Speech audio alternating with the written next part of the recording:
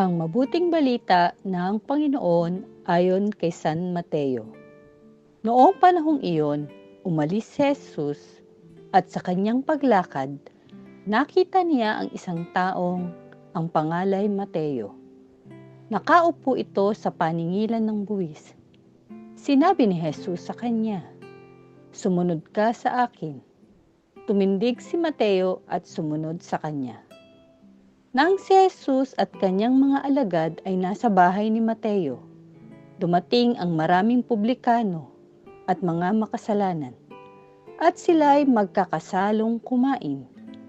Nang makita ito ng mga Pariseo, tinanong nila ang kanyang mga alagad, "Bakit sumasalo sa mga publikano at mga makasalanan ang inyong guro?"